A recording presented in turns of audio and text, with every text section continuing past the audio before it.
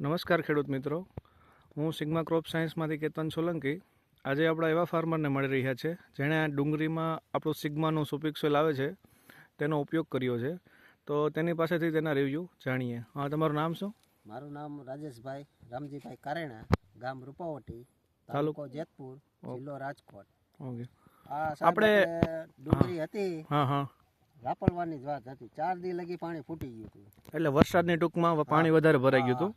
એમ મને એમ હતું કે આ ડુંગળી રહે જ નહીં. હા હા.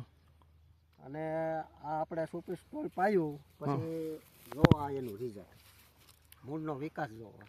બરાબર, હે મૂળનો વિકાસ બરાબર. નકર મૂળ થઈ ગયા તા, હાવ તમને કહું હળી ગયા તા. હળી ગયા હતા. હા, અને એ પાયું પછી એનો મૂળનો વિકાસ એવો થયો કે આમ લાઇટમાં આવી ગઈ. ટૂંકમાં ડુંગળી બધી ટૂંકમાં નીકળી જાય એમ હતી ટૂંકમાં. હા, નીકળી જાય એમ જ હતી. અને મને એમ હતું કે ખર્ચો નહીં ઊભો થાય, એને બદલે આ બધું સારું થઈ ગયું, વાંધો ન આવ્યો. અને કાયદેસર આના 3 રાઉન્ડ કરે ને તો આ ગાંઠ છે ને એની 1.5 ગાંઠ હોય અત્યારે. બરાબર. તમે કેટલા રાઉન્ડ કર્યા છે? મેં એક જ કર્યો હતો સાહેબ. તમે એક જ કરેલો? મેં એક જ કર્યો હતો. તો આ એક રાઉન્ડમાંથી તમને આવું સંતોષકારક રિઝલ્ટ ટૂંકમાં મળ્યો. અને આપણે હજી અનુભવ નહોતો, પહેલી વાર જ હતું. પહેલી વાર જ હતું. પહેલી વાર જ હતું. એટલે કાયદેસર જો ખેડૂને ડુંગળી વાવ્યું હોય તો આના 3 રાઉન્ડ કરે ને એટલે બીજી દવાનો ખર્ચો ન લાગે. હા, બરાબર. આમાં ઉપરથી ખાલી 2 છંટકાવ કર્યા છે. બરાબર. પાયું છે ને? પાયું છે.